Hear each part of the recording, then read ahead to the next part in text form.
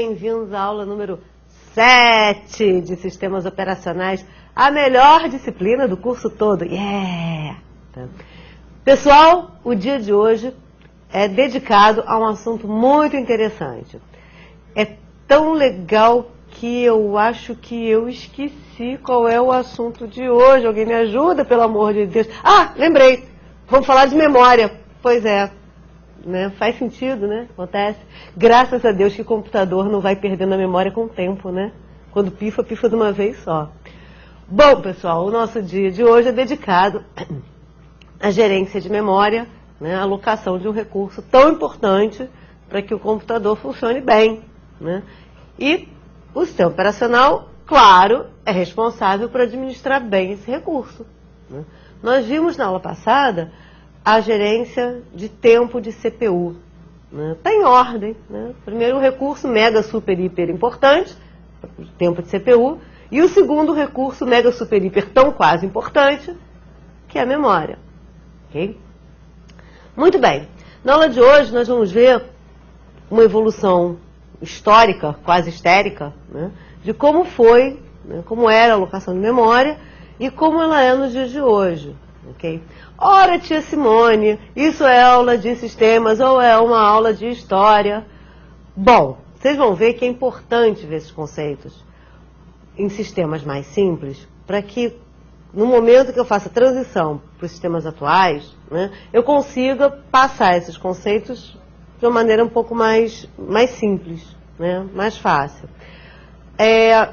Claro, houve uma evolução muito grande na forma de alocação, nos recursos do hardware. Muitos de vocês, certamente, só vivenciaram o uso de microcomputador, então o mundo só passou a existir depois dos 386, né, que até então os recursos eram muito limitados, okay? Mas isso já existia antes, né, já existiam computadores com gerência grandes, com gerência de memória, né, centralizados, com capacidade computacional, e esses conceitos foram migrando para os PCs. E, é claro, evoluindo, baixando de preço, enfim, toda aquela historinha que a gente já conhece. Né? Então, nós vamos tratar de mostrar algumas formas de alocação que não são utilizadas hoje, mas que trazem conceitos muito importantes para o mundo moderno. Ok? Tô filosófica, né? Pois é. Então, vamos falar sobre memória de uma forma geral, depois vamos especificar, né, posicionar de que memória nós estamos falando, né, falar sobre questões de endereçamento, o que acontece quando não cabe, né, e vamos terminar a aula falando sobre memória paginada. É claro que a continuação disso será a próxima aula 8, né, que é a extensão da memória em disco, que é a memória virtual. Então, na verdade, essas duas aulas formam o pacotão da memória, né? E com isso a gente fecha um grande bloco, que é a gestão do processador, e a gestão da memória, para depois partir para I/O, né? Para a gerência de dispositivos, arquivos, enfim, parte mais periférica. Não é menos importante, tá? Mas vocês vão ver que gerência de CPU, gerência... Vocês já viram, né? Eu estou vendo a discussão no fórum. Vocês têm falado muito, né, de escalonamento, threads, blá, blá. E estão vendo que todos os sistemas operacionais têm essas características, têm essas funções, com implementações diferentes, mas têm essas funções. Tá certo? Quando nós fomos passar para I/O, para entrada e saída, sim, os sistemas operacionais também têm, né, sistema de arquivos, mas podem ser muito diferentes. O I/O é muito diferente de um dispositivo para o outro, né? Os sistemas de arquivos podem ter implementações muito diferentes. Então, generalizar, como eu estou fazendo com processador e memória, fica talvez um pouco mais... Não vou dizer complicado, mas um pouco... vou falar... menos prático, né? Falar genericamente de sistema de arquivos... Você vai dizer, ué, mas cadê isso no sistema Linux? Cadê isso no sistema Windows?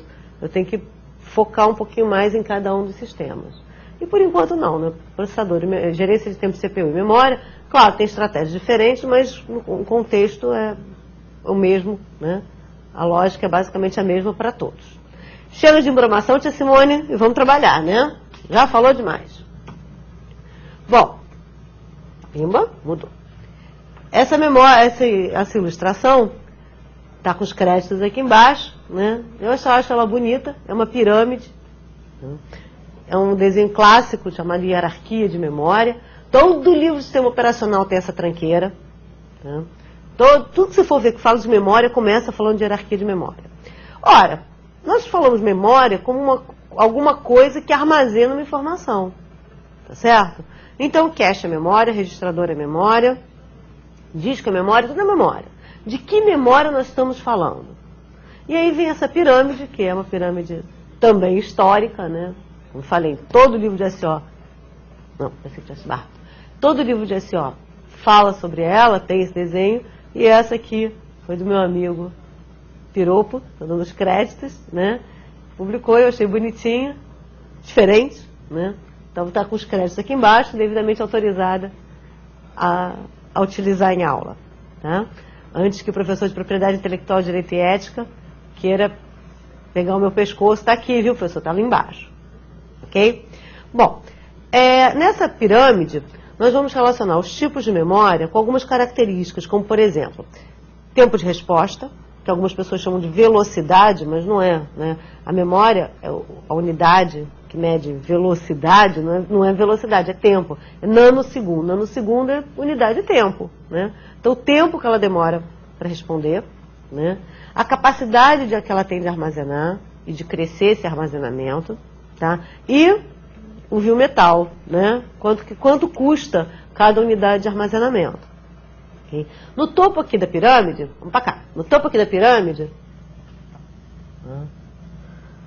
tem o que nós chamamos, né, vocês já conhecem lá de organização de computadores, que são os registradores.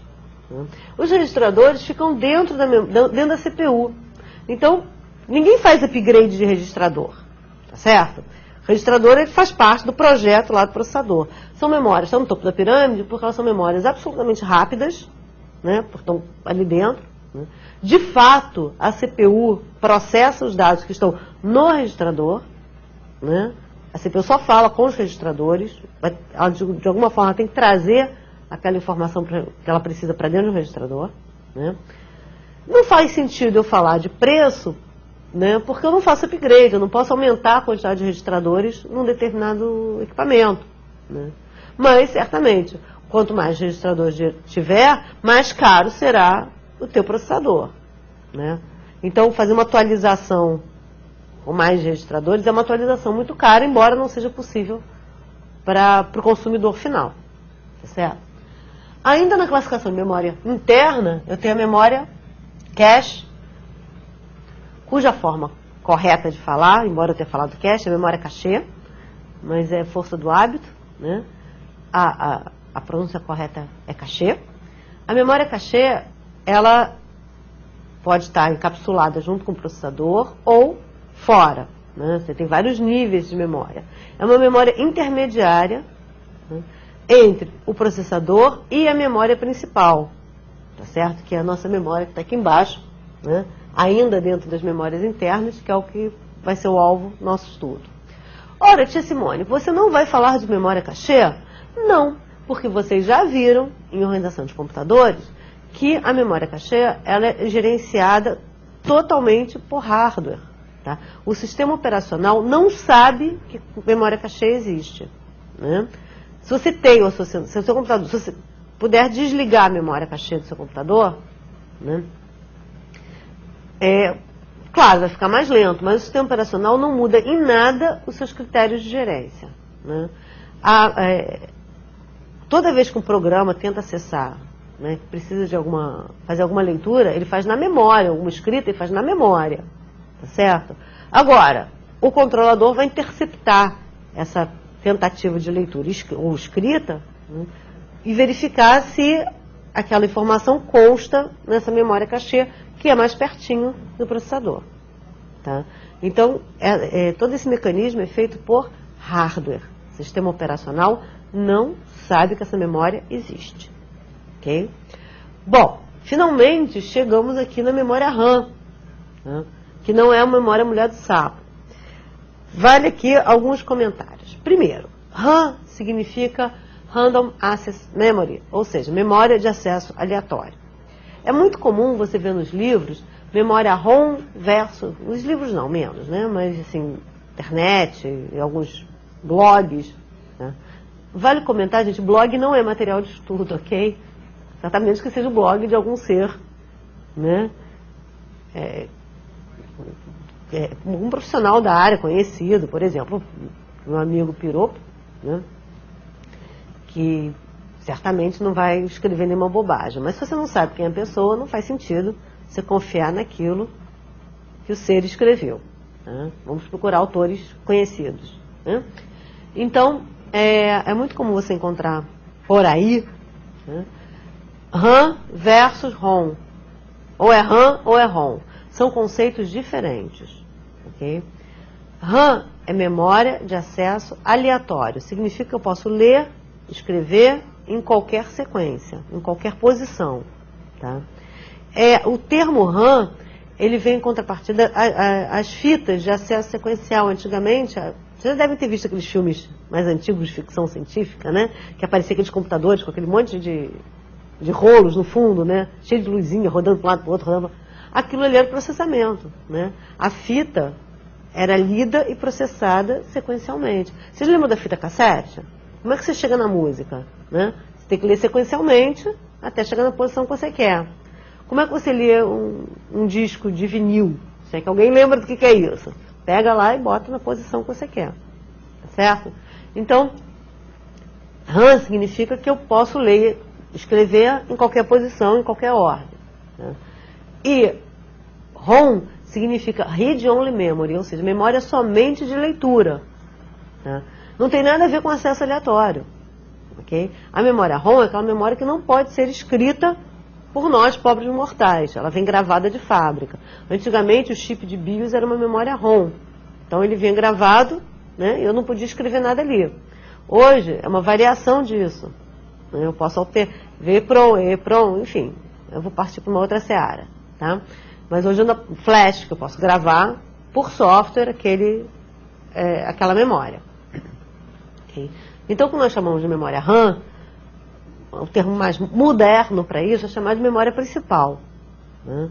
Porque existem outras, né? Existe cache, existe registrador, existe disco. Então, a memória principal, né, que está aqui nesse pedação aqui, é a memória da onde o processador vai buscar as informações para trazer para o registrador para poder processar. E é em cima desse item aqui o que nós vamos trabalhar hoje. Né? Ora, a memória RAM, ela pode ser expandida. Eu posso comprar memória, tá? Dentro, claro, do limite da minha arquitetura. Okay? É muito comum você ouvir, tal sistema eu só posso colocar, sei lá, 4 GB de memória. 32 bits é fácil, porque é 4 GB. 2 elevado a 32, né? Quanto vai dar? Vocês já sabem fazer essa conta, 4 GB. Né? Mas aí se eu botar o Windows tal, ele só reconhece isso, só reconhece aquilo. Ali é maluquice de implementação para te obrigar a comprar uma versão maior. Tá certo? Eu confesso que até para mim isso é muito confuso. Porque uma coisa é o conceito. Né? Por que o Windows 7 Starter só reconhece 2 e se eu botar 4 não funciona, ou funciona mal, ou não reconhece? Não faz sentido. 32 bits é 32 bits. Então são limitações do fabricante, né, para fazer uma edição limitada. Se faz sentido ou não, pode até ser tema de fórum, podemos até discutir isso, né, nos fóruns mais para frente. Né, acho que o último fórum a gente consegue trabalhar um pouquinho esse assunto. Ok? Bom, como eu falei, eu posso expandir a memória RAM. Eu posso expandir memória cache? Em alguns casos pode. Você pode comprar um computador com mais cache ou com menos cache. Né? Mas também não é uma coisa que muda muito a vida da gente. Né? Não adianta você crescer uma memória cache indefinidamente. Eu quero uma cache gigantesca. Ela foge, você não vai ter nenhum ganho. Tá certo? A memória cache, ela tem que ser proporcional não só ao tamanho da memória principal, como também proporcional à velocidade do processador, à frequência do processador. Né? Porque se eu trouxer um monte de coisa para cache e a fatia de tempo não for suficiente para processar o que está lá, eu trouxe à toa, porque vai mudar o contexto que ele não vai servir para nada. Tá certo? Então, só crescer cache indefinidamente, né, ter uma cache gigantesca, não é garantia de desempenho. Tá? Mas isso não é da alçada do sistema operacional. Ok? Bom, abaixo da memória principal, tá, vem a memória externa, né? E aqui vão entrar, tá, disco magnético, disco óptico. Esse finalzinho é sempre uma grande confusão, eu acho, né? Porque, claro, se eu estou falando de disco, é mais lento que memória, né, do que a nossa memória principal. Okay? Se eu estou falando de pendrive, provavelmente é mais lento que o disco. Mas repara que o custo por megabyte, por exemplo, né, de um disco é menor do que o custo por megabyte de uma memória principal. Né? Mas isso tem um monte de exceções. Por exemplo, disquete. Lembra do disquete? Quanto custa um disquete? O preço de um CD. Né? Um CD tem 650... CD mesmo, falando em DVD. Um CD tem 650 mega, o disquete tem 1.44 e custa a mesma coisa. Então o custo por megabyte de um disquete é absurdo. E ele está aqui embaixo, né? Está bem aqui na base da pirâmide. Tá certo? Okay. Então, mas CD não existe. Existe. Perdão, disquete não existe. Existe. Né?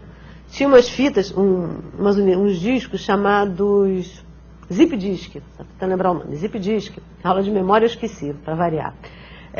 O Zip Disk, né? Desde que ele existe, ele tinha 100 mega e custava a mesma coisa, acho que agora também não existe mais, mas até morrer custava o mesmo preço, a unidade custava o mesmo preço, era caro para burro, aquele negócio quebrava, era um inferno. Né? Então, aqui na base da pirâmide, o que é, né, memória externa, como HD, e memória de backup, memória de massa, essas coisas estão um pouquinho emboladas, quer dizer, hoje é muito comum você ter até software instalado em pendrive, né? Tem distribuição de Linux, por exemplo, que você espeta o pendrive e roda. Muito útil para quem trabalha em suporte. Tá certo? É mais fácil do que levar CD. Se você pensar hoje que muito netbook nem CD tem, né? Então, resolve tudo ali no pendrive. Tá? Que também está cada vez mais barato. Certo? Claro, também tem cada pendrive que vou te contar um treco, né? Você usa uma vez e joga no lixo, porque confiabilidade nenhuma. Mas é assim mesmo, né? Você vai ter algumas marcas consagradas e outras xing-ling, né? Chulezinha. Tá certo? Então, nessa base da pirâmide, né, nessa memória de armazenamento, o que é memória, né, o que é uma memória secundária, como um HD, o que é uma memória de backup, né, que é utilizada para uma mídia de backup, essas coisas se confundem um pouco. Né, não é... Essa divisão não é nunca foi muito clara, agora menos um pouco. É só para a gente ter uma ideia, quer dizer, você tem uma estrutura, né? Um disco, tá? Para ser a tua memória secundária, porque ali vão estar, é a sua primeira instância dos dados que você quer acessar. E o que não for aquela primeira instância, que tiver no pendrive, que tiver no HD externo, tá aí, HD externo, né? É HD do mesmo jeito, mas é um pendrive, você pode pensar que é um pendrive gigante. Tá? Então, o que estiver fora do teu alcance primário seria a tua unidade de backup. Tá? E não custa lembrar, gente, que backup faz bem para a saúde, tá? Não custa, né? Seguro morreu de velho. Se eu perguntar agora, e aí, quem está com backup em dia? Eu garanto que não vai ter viva alminho que vai dizer eu. Ai, ai, ai. Não estou rogando praga não, pode ficar tranquilo. Muito bem. Então, o que nós queremos é administrar, tá, a memória principal. E aí eu preciso de um conceito muito importante, que é o conceito de endereço físico e de endereço lógico. Ora, eu preciso alocar uma área da memória que vai ficar reservada para um processo, certo? E todas as threads daquele processo, claro, a alocação é do processo. Eu preciso endereçar, né, essa área de memória para ler informações, né, e para colocar informações durante o meu processamento. Ok? Como é que o processador e o sistema operacional se entendem para que eu consiga escrever um endereço? O endereço físico é o endereço real da memória, né? Endereço 45H. Tá? H é de hexa. 45H significa que é a posição tal da memória. Mas quando eu escrevo um programa, né, eu tenho que saber qual é a posição que ele vai colocar? Pobre de mim, né? Pobre euzinha, programadora. Eu não preciso saber que o meu programa vai ficar no espaço entre 45 e 128, né, e eu quero endereçar o 45 ou o 92. Tá? Eu não deveria me preocupar com isso. Okay? Então, uma coisa é o endereço físico, que é o endereço real, aonde está na memória, qual posição de memória eu estou. O endereço lógico é como eu vou me referenciar a essa posição de memória. Tá? É claro que eu preciso, em algum momento, traduzir o lógico, que é o que eu falo, né, para o físico, para onde é aquilo realmente. Certo? Como é que eu chego lá? Certo? Então, o endereço físico é aquele que de fato é colocado no registrador. O endereço lógico, também conhecido como endereço virtual, é aquele que é gerado pela CPU. Tá? A aplicação não vê endereço físico. A aplicação vê endereço lógico. Então, de alguma maneira, eu tenho que transformar o lógico em físico. Isso é feito por hardware através da MMU. MMU é a unidade de gerência de memória, em inglês. Tá certo? A MMU é que faz mapeamento de lógico para física. É claro que esse mapeamento, em algum momento, né, não era necessário. Tá? A gente já trabalhava com os endereços, né, físicos. Okay? Com a evolução, se eu não me engano, a partir do 386, no mundo dos PCs, né, a MMU passou a fornecer, eu não me lembro se é 386 ou 286. A memória hoje não está muito boa, a aula de memória, mas a minha hoje está péssima. Mas eu posso conferir qual dos dois. Né, que passou a fornecer uma unidade para essa unidade, né, de hardware para apoiar a gerência de memória, que é a tradução de endereço lógico para endereços físicos. Tá? Quando é que eu vou precisar disso? Bom, tudo depende de quando é que eu preciso saber do meu endereço. Quando é que eu vou vincular o meu endereço, né, real ao meu endereço lógico. Tá certo? Então, o que nós chamamos de momento de associação, né, ou de vinculação de endereço. Esse momento pode acontecer em 3 etapas de processamento. Primeira, em tempo de compilação. Tá? Ou seja, quando eu compilo o meu programa, no meu código eu tenho dizendo em que endereço tal aplicação vai ser carregada. Tá? Alguém lembra, ai meu Deus, lá vou eu, sessão nostalgia, alguém lembra do DOS que tinha alguns problemas que era .com e não problemas não, desculpa, programas que eram .com e não .exe, né? Command com, por exemplo. Quando eu tinha um .com, significa que aquele programa, dentro do código dele, né, tinha um endereço aonde ele era carregado. Tá? Então, em geral, os programas .com eram carregados primeiro para garantir que aquele endereço de memória estivesse disponível. Tá certo? Ele só podia executar naquela posição de memória. Tá certo?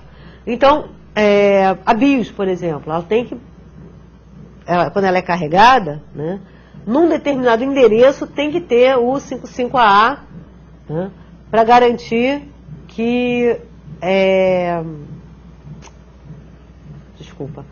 tem que ter um jump para o início do código, né, na posição, não é 55A, não, desculpa, FFFF0, né, para garantir que a BIOS vai ter um jump, né, nesse lugar, para o início do código da BIOS, para garantir que a BIOS vai ser executada. Tá? Então eu tenho que garantir que naquele endereço FFFF0 vai ter a instrução tal. Aí, sim, eu tenho que usar o endereço físico, eu quero aquele, certo? Então, nesse caso, o endereço lógico é igual ao endereço físico, eu não preciso de unidade de mapeamento. Tá? Agora, eu também posso decidir isso no momento da carga. Então, tempo de compilação, estou falando de endereçamento absoluto, é naquele endereço e pronto. Em tempo de carga, significa o seguinte, tá? Que o meu código, ele pode ser carregado em qualquer lugar. Mas dentro do meu programa, eu tenho referências, já, por exemplo, do ponto inicial, 5 posições para frente. Todos os endereços que eu falo, que eu uso, são endereços relativos, do ponto que eu carrego, né? Quando no meu programa diz endereço 5, não é 5. É o ponto que eu carreguei mais 5. É da onde eu estou mais 5. Tá certo? Ora, eu só preciso, na verdade, eu não preciso fazer uma grande migração, né? Basta que eu saiba onde é que o meu programa foi carregado e esse endereço base, né, é somado ao meu endereço de deslocamento. Tá certo? Então, se eu disser endereço absoluto, que é endereço 10, é 10 mesmo. Nada, né, nada a fazer. Se aqui eu disser que é endereço 10, né, o endereço 10 é do ponto que eu estou, carregou em alguma posição, daquele ponto mais 10 é o endereço que eu quero. Tá? Então, de novo, o endereço lógico, tá, ele não é exatamente igual ao endereço físico, mas eu não preciso fazer nenhuma migração. Basta eu somar o conteúdo lá do registrador. Né? Eu não preciso fazer nenhuma espécie de... eu não preciso guardar nenhuma espécie de conversão ou fazer alguma outra operação. Né? Agora sim, em tempo de execução, o processo, ele é carregado no endereço, mas pode sair da memória e ser carregado para outro endereço. Né? Então, durante a execução, o processo muda de lugar. Então, durante a execução, aquela instrução que eu estava executando, aquele dado que eu estava acessando, está num lugar, depois está em outro. Então, eu não tenho mais como ter um único endereço base. Né? Isso, para esse momento, nós precisamos de endereço da unidade de gerência para traduzir o lógico em físico. Tá? Precisamos de uma unidade de gerência de memória para fazer essa tradução. Ok? Bom, um exemplo, né, de como é que funciona o mapeamento com relocação, né, com registro. Eu tenho o endereço lógico 346 e a relocação está no... O meu registrador, né, está com 14.000. Tá? O endereço físico vai ser 14.346. Tá certo? Eu vou somar o endereço que eu conheço com o meu endereço de base e vou saber em que posição de memória eu vou acessar. Tá? A sominha. Essa imagem também está com a referência aqui, né, do livro dos Silberschatz. Muito bem. E aonde é que eu vou colocar? Né? Nós já vimos que, claro, dependendo da situação, eu preciso saber o endereço físico ou vou converter o endereço lógico para o endereço físico, que na verdade é o que a gente usa hoje. Né? Mas vamos associar isso agora ao momento da carga. Né? Vou carregar o meu programa e vou colocar ele aonde? Tá? Algumas pessoas me questionaram, poxa, na web aula fala que tem 5 e são 6. É porque eu não tenho nem falado aí da alocação para um único processo. Né? Eu comecei a trabalhar direto com vários processos podendo ser carregados na memória. Né? Mas eu posso ter uma alocação única. Um processo só ocupa a memória, todo parcial, monotarefa. Né? E aloco o que tiver, o que sobrar, sobrou. Pronto. Né? Então, no material de aula eu nem trabalhei com essa opção, comecei direto com sistemas multitarefa, né? Falando da alocação contígua. Não está escrito errado, é contíguo mesmo. Né? Contíguo significa que é contínuo, né? Que é uma sequência, que está um do lado do outro. Tá? O particionamento contíguo significa que o processo não pode ser dividido em pedaços. Ele tem que estar inteiro, né, em sequência, de uma maneira contínua, num espaço de memória. Ele tem que começar, faz a sequência dele toda e termina naquela porção física de memória. Né? Quando o particionamento é estático, a memória ela é pré-dividida, na hora do boot do sistema operacional, ela é pré-dividida em partições. E essas partições têm tamanho fixo. Okay? Quando o particionamento, né, no primeiro caso, é estático, né, eu posso criar filas de processos para cada uma das partições.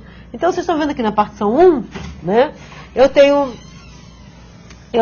o processo C, o processo A e o processo C, A e X, esperando a partição 1. Mesmo que, eventualmente, a partição 2 já esteja disponível, né? Esteja livre, só tem um Y aqui, vai que ele acaba. Esse processo pode vir para cá? O processo C pode migrar para cá? Não, porque o endereço é fixo, ele tem que ser carregado naquela partição, senão o programa não funciona. Simples assim, né? Não tem, é código absoluto, ok? Bom, é claro que essa é uma maneira bastante simples. Uma evolução imediata é o estático, porque a partição, né? Eu aqui ainda tenho a pré-divisão, né? Aqui das partições, tá certo? Então ele continua sendo estático, mas agora ele é um estático relocável. Significa o seguinte, eu tenho uma única fila de entrada e eu vou ocupar uma partição livre, ok? Então, claro, uma partição que ele caiba. Aqui, por exemplo, eu tenho esse processo C que tem 3K. Tá? Eu tenho uma partição livre de 8 e tenho uma partição livre de 5. Então ele pode ocupar tanto a partição 2 quanto a partição 3. Tá? A partição 1 não dá porque só tem 2K. E aí ele não vai caber porque ele tem 3. Tá certo? Então, se o processo C for alocado na partição 2 de 8K, né, ele tem 3, vão sobrar 5.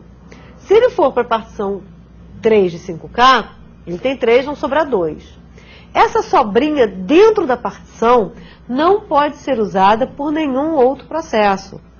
Um processo é alocado somente em uma partição.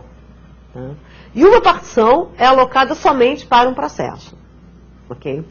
Se sobrar espaço dentro da partição, eu não posso fazer nada, é perda. Tá? E essa perda tem um nome, e é muito importante, chamado fragmentação interna. É interno porque é dentro da partição. É um pedaço dentro da partição que não pode ser aproveitado. Tá certo? Perdeu papudo. Então, espera-se, né, na hora de escolher, que eu escolha aquele que vai sobrar menos. Mas às vezes sobra mesmo. Né? Vamos supor, nesse exemplo aqui, que a partição escolhida seja de 8K, eu vou ter 5 sobrando ali, né? E esses 5 não vão poder ser utilizados para nada. O processo aloca esse pedaço todo. Tá?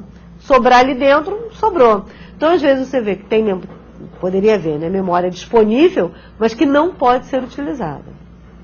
Ok? Bom, ainda no modelo contíguo, eu tenho particionamento dinâmico.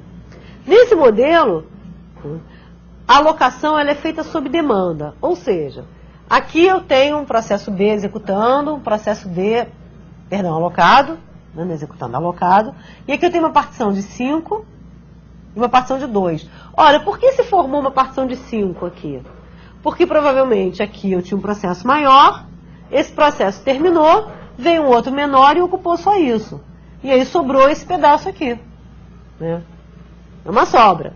Ora, se vier o processo X, né, e esse processo X for alocado aqui, ele vai ocupar aqui, ó, mais 3K, e vai ficar uma sobrinha aqui. Né, uma sobrinha de 2K. Tá certo?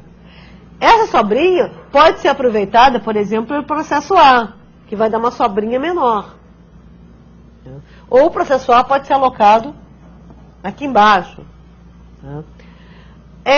Nesse caso, eu não tenho fragmentação interna, porque a partição é exatamente o tamanho do processo. Mas eu posso ficar com muita sobrinha entre as partições. Né? Por exemplo, vamos supor que eu coloque aqui o processo A, vai sobrar 1. Tá? Então, pode ser que aquele processo X termine, né? Vai ficar um aqui vazio e esse 1 eu não consigo alocar para ninguém, não tem nenhum que caiba aí. Tá? Eu vou criando pedacinhos entre as partições que podem ser utilizados ou não. Se o processo D terminar, esse pedaço se junta num pedação. Então, ele impacta menos, né, desperdiça menos memória do que da fragmentação interna, que não tem jeito. Mas você também não pode ficar desfragmentando memória o tempo todo. Existiam alguns programas para fazer isso na época do DOS. Né? Quem passou para aquele suplício de instalar joguinho, né, tinha que usar aquele main maker para compactar a memória, para aumentar a quantidade de memória disponível para o jogo. Ué, mas aumentou a memória? Não. Simplesmente empurrou essa memória toda para cima, né? Compactou, para tirar essas sobrinhas e botar todas as sobrinhas juntas no final, numa partição maior, para que o jogo coubesse. Né? A tarefa, isso já foi trabalho. Uma das tarefas de suporte, né, era justamente isso, fazer caber dentro da memória disponível que a gente tinha. E os jogos eram bem grandes, então às vezes era uma ginástica complicada, né, porque tinha que botar som, multimídia, essas coisas, tudo eram drivers, né, que ficavam rodando na área do DOS, certo? Na área aqui reservada para o sistema operacional. Né? Então eu tinha que tirar algumas coisas aqui e jogar para uma memóriazinha que ficava ali no limbo. Né? Mas aí já é saudosismo demais. Então repara, no particionamento dinâmico, eu não tenho fragmentação interna, mas eu tenho fragmentação externa. Ok? Muito bem, mas de qualquer maneira, né, o processo tem que caber dentro da partição. Se eu tiver várias partições de 2K e uma aplicação de 5, né, cara, eu tenho que atualizar essa unidade, passar isso para 500K. Né, e várias partições de 5, né, eu tenho várias partições de 2, mas nenhuma que caiba o meu programa de 5. Né? Ou seja, eu tenho memória, mas eu não tenho memória. Né? A menos que eu consiga juntar tudo isso, né, todas essas memóriazinhas, compactar num bloco maior. Né? Então, a alocação contígua, tanto de estática quanto dinâmica, tem limitações. Mas o conceito de fragmentação interna e externa é importantíssimo. Ok? E é isso que vocês vão precisar mais para frente. Bom, pode não caber, né? Posso, com tudo isso, ainda não caber, como eu falei. E aí eu vou ter que usar duas técnicas. A primeira é chamada de overlay. Overlay é uma técnica de programação, né, em que você divide o teu código em pedaços. Então imagina que você tem um menu, né, como uma aplicação que tem lá arquivo, editar, exibir. Estou falando do jeitinho de aplicação Windows, né? Mas antigamente, principalmente com Clipper, era sempre assim, menu de inclusão, alteração, exclusão, você tinha funções. Né? Você carrega o módulo principal, que seria o teu módulo gerenciador, e o programador separa cada uma dessas funções num arquivinho separado, numa aplicação separada. Né? Então, o que a gente vai fazer é usar uma área, tá, que fica da memória vazia, e eu vou trocando esses pedacinhos. Eu vou fazendo o que o sistema operacional faz hoje pra gente, né? Com a paginação que a gente vai ver em seguida. Né?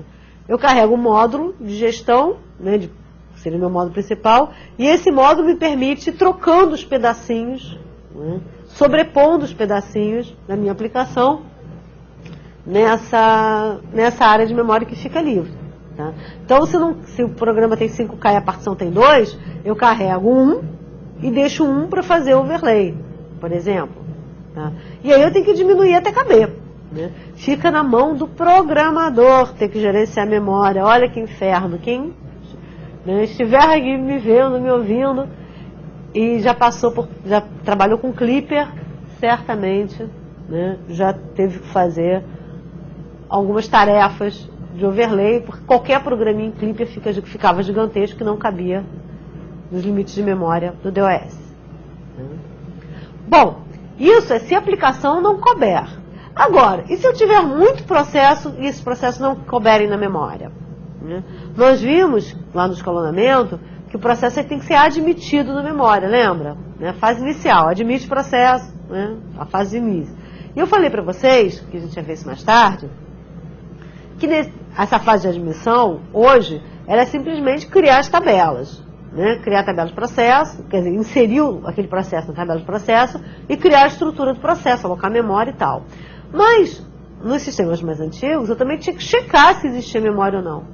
Né? Tinha que ver se cabia ou não. Né? E nos sistemas multitarefa, eu posso ter vários processos. Né? Vai chegar um momento que vai dizer, opa, não cabe mais memória, não dá. Né? Primeira técnica para resolver isso é a técnica de swap. Swap é você tirar processos da memória e colocar em disco, que nós chamamos de swap out, né, para fora da memória, e depois, quando for o caso, quando o processo for selecionado, ele sai de disco e vai para a memória, que é o swap in. E aí, se vocês lembrarem, mais uma vez, lá na aula de escalonamento, de processos, engenharia de processo, que eu falei para vocês, olha, esse modelo aqui é de 5 estados, mas tem modelos mais complexos, né, que são variações que a gente não precisa se preocupar. Né? Uma variação é o processo está pronto e swapado. Ele está pronto, mas não está na memória, está no disco. Né? Ou ele está bloqueado e swapado. Novo verbo. Né? Ou seja, ele está bloqueado e não está na memória, está no disco. Para que isso? Para liberar mais espaço de memória para os processos mais prováveis de serem executados.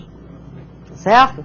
Então, há um movimento de transferência do processo para o disco e do disco para a memória. Okay? É claro que isso é um procedimento custoso, né? Pegar um processo inteiro, jogar para disco, pegar o processo inteiro do disco, jogar para a memória, né? Não é tão rápido assim. Okay? Então, resolvemos alguns dos nossos problemas, né? Se não couber na memória, overlay. Se tiver muito processo e também a quantidade de processos não couberem, swap neles.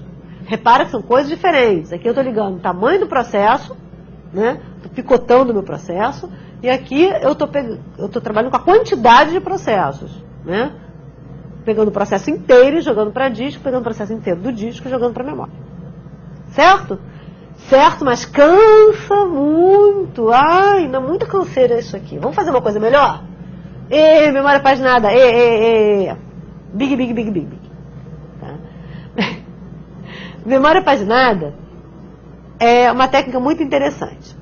Eu vou fazer o seguinte. Eu vou pegar o meu processo e vou dividir em pedaços de tamanhos iguais.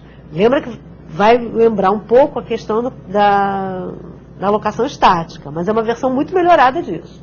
Então eu pego o meu processo e divido ele em pedaços. Esses pedaços eu chamo de página. Okay? Eu pego a memória e divido a memória em pedaços de tamanho igual. Esses pedaços na memória eu chamo de frame ou moldura de página. Ora, eu tenho uma moldura de página e tenho a página. Tá certo? As duas têm o mesmo tamanho. Então, se eu carregar uma página para a memória, ela vai ser acoplada, né, vai ser associada a uma moldura de página. Eu vou encaixar como se fosse um quebra-cabeça. Certo? Bom, tia Simone, para que isso? Né? Para eu não precisar alocar um espaço contínuo na memória. Para eu não precisar ter o processo inteiro na memória. Eu posso ter partes do processo, eu posso ter uma página aqui, uma página acolá, uma página não sei aonde, e é claro, eu vou precisar de uma MMU, né, de uma unidade de gerência, que me diga em que lugar da memória a minha página foi parar. Tá certo? Então, olha só, a moldura física é dividida em blocos de tamanho fixo, a memória física, perdão, que nós chamamos de moldura de página ou frames. E o processo é dividido em blocos do mesmo tamanho, que nós chamamos de página. O tamanho da página é igual ao tamanho da moldura. Tá? E cada página é alocada numa moldura. Ok? Cada página vai ser colocada em uma moldura. Em qual moldura? Qualquer uma. Repara aqui, eu peguei a memória, dividi em 15 frames. Aqui, inicialmente vazio. Aí carreguei um processo A. Aí ele ocupou a moldura. A página 0, né, tá aqui, ó, A0. Ocupou a página 0. A1 ocupou a página 1, a moldura 1.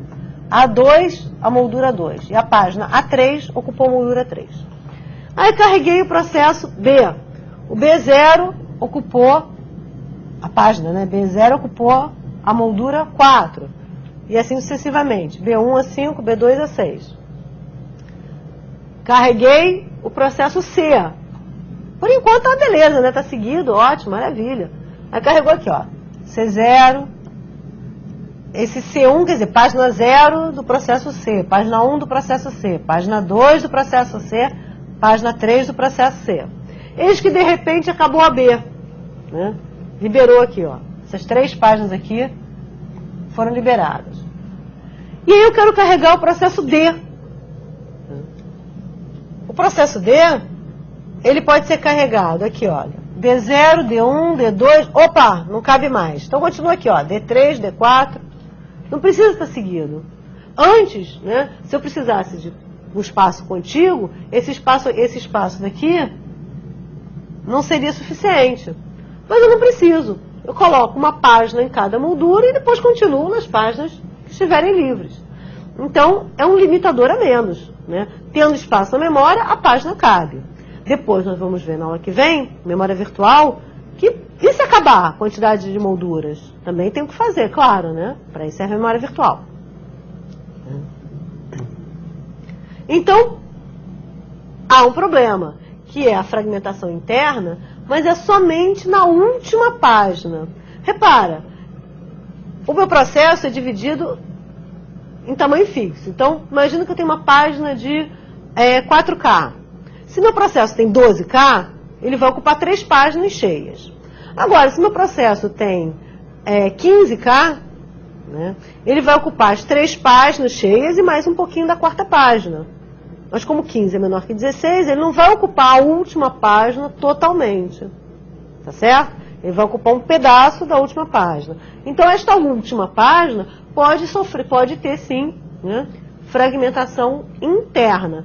Mas, como os tamanhos não são muito grandes, a fragmentação interna é pequena. Certo? É quase um mal necessário. A perda? Mas é uma perda, né, que o tamanho máximo possível era um pouquinho a menos do tamanho da página, que ocupe um endereço da página, não ocupe mais nada. Okay? 4K, minha perda vai ser, por dias de hoje, uma perda pequena. Certo? Muito bem. Como é que funciona agora o mapeamento? Agora a gente vai precisar realmente da ajuda do hardware. Olha só. A CPU, né, ela tem um endereço lógico, em que diz em que página está o meu processo, e dentro da página, qual é o endereço? Então, se minha página tem 4K, né, vamos pensar em 4K endereço, não em 4K bytes, tá? 4K endereços, né, depende do tamanho da célula para saber o tamanho da página. Tem 4K endereços. Eu cheguei na página 5, endereço 10. Então, eu encontro a página 5 e vou procurar qual é o endereço. Mesma coisa no prédio, né? Eu achei o prédio que eu quero, vou procurar qual é o andar que eu vou tocar. Tá certo? Vários andares, vários prédios têm 5º andar.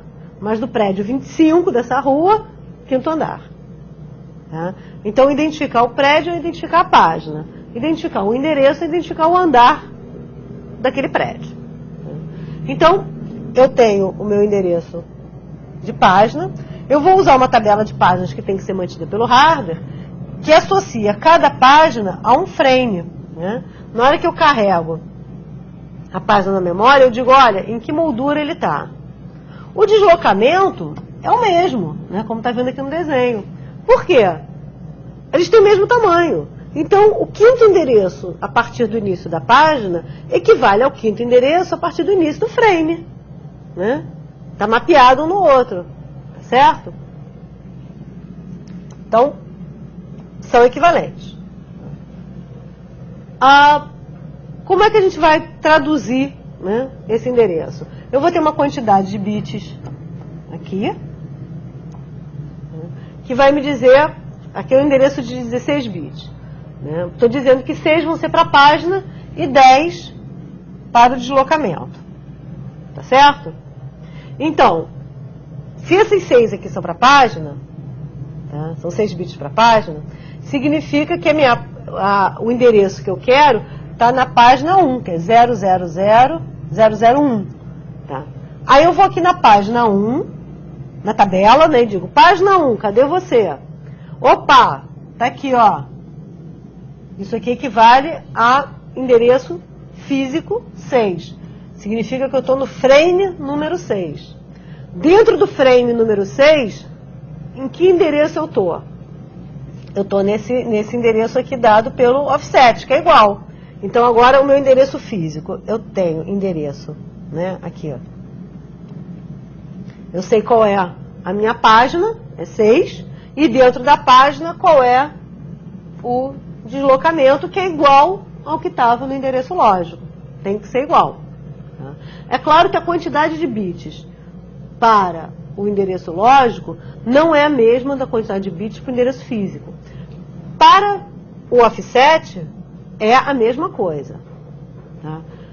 Para a identificação da página, não, porque a página, né, o tamanho, a quantidade de páginas, em geral, é menor do que a quantidade de frames. Né? Então eu posso ter, um processo pode ter, sei lá, 10 páginas, e a memória pode suportar 100. Tá certo? Então a quantidade de bits que eu vou usar para endereçar, para dizer quantas páginas o meu processo tem, está no endereço lógico. E quantos frames a memória tem, está no endereço físico. Essa primeira parte aqui, o tamanho dessa primeira parte aqui, pode e, em geral, é diferente. Essa segunda parte não, tem que ser igual, porque os tamanhos são os mesmos. Né? Se eu tenho 10 bits, significa que minha página pode ter 2 a 10, né, endereços. Logo, o frame também tem que ter 2 a 10 endereços, é o mesmo tamanho. Certo? E é claro, gente, vocês não podiam escapar de uma continha. Vamos nós. Imagina o seguinte, né? Eu tenho esse endereço de 16 bits, 10 para identificação da página e 2 a 10 para o deslocamento. Na verdade, eu estou reforçando o exemplo anterior, tá? Então, se eu tenho 6 bits, endereço lógico, hein? Se eu tenho 6 bits, significa que eu posso ter 2 a 6 páginas. Se eu tenho 10 bits para deslocamento, cada página pode ter 2 a 10 endereços. Tá? Então aqui a quantidade de bits diz quantas páginas o processo pode ter. E aqui quantos endereços cada página pode ter. Tá? Imagina que cada endereço ocupa 32 bits. Só estou falando de lógico, não falei de físico. Hein? Se cada endereço ocupar 32 bits, ou seja, 4 bytes, né? Cada página pode ocupar 2 a 6, cada página vai ocupar 2 a 10 endereços, é K, né? 4K bytes. Tá certo? Eu tenho 1K endereços, cada endereço ocupa 4 bytes, 4 bytes vezes K, 4K bytes. Né? Cada processo pode ter 2 a 6 páginas. Né? E nós já vimos que cada página pode ter 4K. Olha, cada processo pode ter 2 a 6 páginas, né? E cada página pode ter 4K. Qual é o tamanho máximo de um processo? 2 a 6 vezes 4K. Então, 2 a 6 vezes 4K, que é igual a 2 a 8K, ou seja, 256 KB. O maior processo possível é 256 KB com esta configuração de endereçamento. Ok? Lembrando que isso é endereço lógico. Então, não vamos esquecer do seguinte. Endereço lógico, a quantidade de bits utilizados para o número da página, isso aqui, ó, essa parte aqui, identifica a quantidade máxima de páginas de um processo. Se fosse endereço físico, né, seria o tamanho máximo da memória. Né, que eu falei abaixo. A quantidade de bits utilizados para o número de molduras identifica a quantidade máxima de molduras na memória. Então, se isso aqui fosse endereço físico e não lógico, seriam 2 a 6 frames. Então, quantas molduras eu posso ter na minha memória? Né? Quantas páginas ele poderia comportar? Né? O offset é o tamanho da página, que é igual ao tamanho do frame. Né? Essa segunda parte do endereço me diz o tamanho da moldura, que é igual no lógico e no físico. Tá certo? Vai me dizer quantos endereços eu posso ter. Se eu souber o tamanho de cada célula de memória, eu posso saber também qual é o tamanho em bytes, né, da página, em kbytes da página. Né? E aí eu posso saber o tamanho máximo em kbytes do processo, se for endereço lógico, ou o tamanho em kbytes da memória, né, tá mais para a direita do que para cá, se for endereço físico. Ok? Na verdade, a continha é simples. É só essa. A gente vai treinar mais. Né? A gente não vai ter aula de revisão antes da V2. E aí eu vou fazer também alguns exercícios com vocês. Ok? Muito bem. Então, olha eu aqui. Volta pra mim! Ei, voltei. Pessoal, eu tô meio resfriadinha, tô meio rouca, né? Então, sorry pela voz. Tá bem, ok, as outras também não são grande coisa, já entendi. Né? Na próxima aula, nós vamos ver como aproveitar essa memória paginada, né? Quando não couber, quer dizer, eu preciso carregar tudo de uma vez para a memória? Será que eu posso ir trocando, como a gente faz no swap, mas sem trocar o processo todo, trocando partes, né? Páginas desse processo?